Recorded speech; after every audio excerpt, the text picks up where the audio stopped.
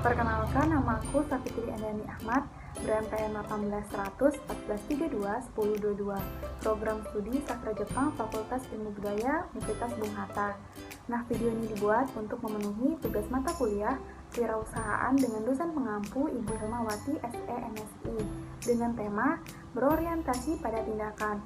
Nah, untuk mengetahui pembahasan lebih lanjut, tonton videonya ya. Stay tune.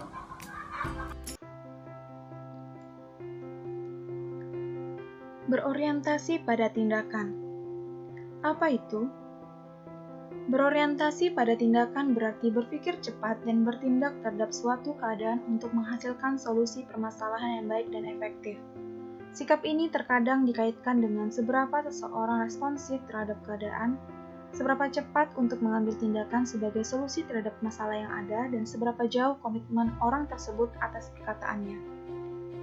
Ciri-ciri pengusaha yang mampu mengambil keputusan dan bertindak cepat adalah pengusaha yang memiliki orientasi PDCA atau Plan, Do, Check, and Action.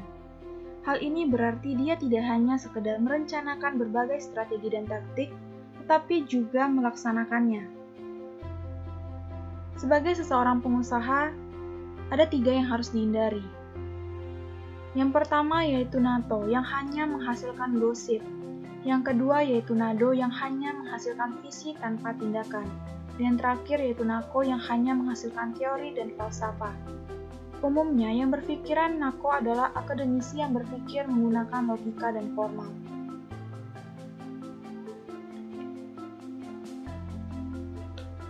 Sikap berorientasi pada tindakan.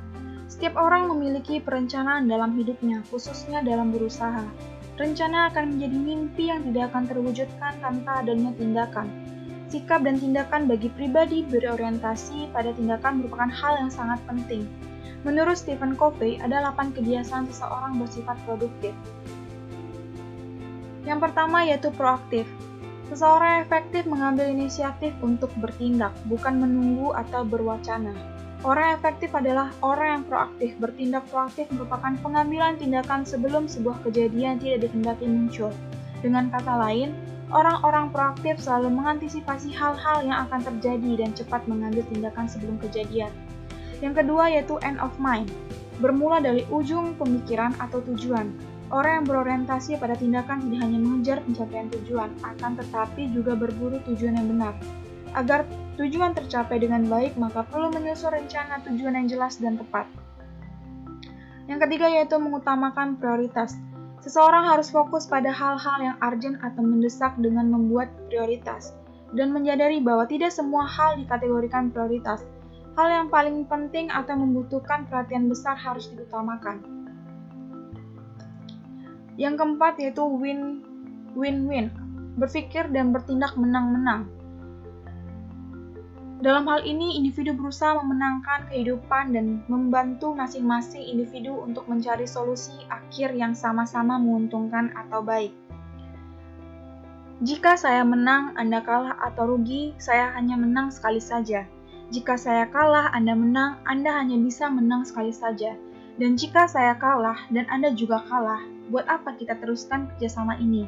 Dan jika saya menang dan Anda juga menang, kita akan berjalan beriringan saling perbaiki dan kekal abadi. Yang kelima yaitu memahami untuk dipahami. Individu harus memahami dan memiliki keterbukaan terhadap apa yang diutarakan orang lain. Dengan demikian akan terjadinya komunikasi antara dua belah pihak dengan baik, dan tujuan yang ingin dicapai antara kedua belah pihak dapat berjalan dengan efektif.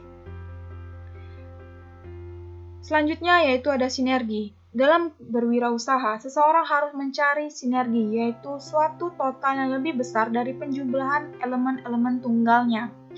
Misalnya, ada 2 pihak A dan B, dan masing-masing bekerja sendiri-sendiri. Masing-masing hanya akan menghasilkan 5 buah, dan kalau dijumlahkan A plus B adalah 10. Dengan sinergi antara A dan B, maka 5 plus 5 sama dengan 10. Inilah yang disebut sinergi. Selanjutnya yaitu menajamkan ketahanan, fleksibilitas, dan kekuatan. Kebiasaan ini berkaitan dengan upaya yang dilakukan oleh seseorang untuk melatih ketahanan, fleksibilitas, dan kekuatannya. Upaya yang dapat dilakukan adalah mencari makanan pada jiwa melalui kegiatan-kegiatan spiritual, hidup yang seimbang, melakukan meditasi, dan bisa juga dengan membaca buku-buku self-help yang membangkitkan semangat dengan kata-kata yang memotivasi. Yang terakhir yaitu menemukan keunikan. Berarti mengenal potensi yang dimiliki yang tersebar pada 4 elemen utama yaitu pikiran atau mind, tubuh, hati, dan jiwa. Jika pikiran terus dikembangkan dan visi yang hebat dapat dirumuskan, maka hal tersebut dapat memampukan seseorang untuk mengembangkan potensi terbesar seseorang, lembaga, atau perusahaan. Hal ini berlaku juga dalam kaitannya membantu orang lain menemukan keunikan pribadinya.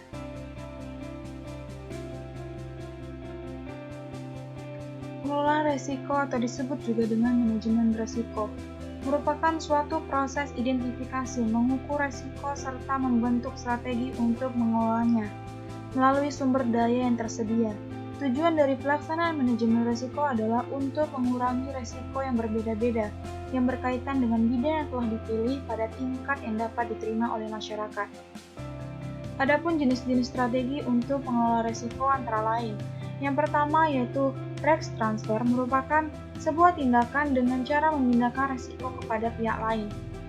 Yang kedua yaitu risk avoidance merupakan tindakan untuk menghindari atau tidak melakukan aktivitas yang mengandung risiko. Yang ketiga yaitu risk retention merupakan tindakan untuk menerima sebagian atau seluruh konsekuensi dari risiko tertentu. Yang keempat yaitu risk reduction merupakan tindakan untuk mengurangi efek buruk dari sebuah risiko. Dan yang terakhir yaitu risk referral merupakan tindakan untuk menunda aspek suatu proyek hingga peluang terjadi suatu resiko itu kecil. Dan yang terakhir yaitu cara untuk mengelola suatu resiko. Yang pertama yaitu pahami bahwa resiko yang sedang dihadapi itu bukan hambatan untuk maju. Sebagai hukum alam, semakin tinggi hasil yang kita inginkan, maka semakin tinggi pula resiko yang akan kita terima. Yang kedua yaitu tidak perlu panik, secara perlahan kita identifikasi resiko dengan teliti. Dari kita mendeteksi resiko dari lingkungan sekitar hingga kepada resiko dari hubungan kita dengan pemasok, pelanggan, atau kompetitor. Yang ketiga yaitu menentukan seberapa sering resiko akan muncul. Yang keempat yaitu menentukan seberapa besar potensi dampak yang terjadi dari sebuah risiko yang telah teridentifikasi. Dan yang terakhir yaitu fokus kepada resiko-resiko yang dominan supaya tidak membuang waktu.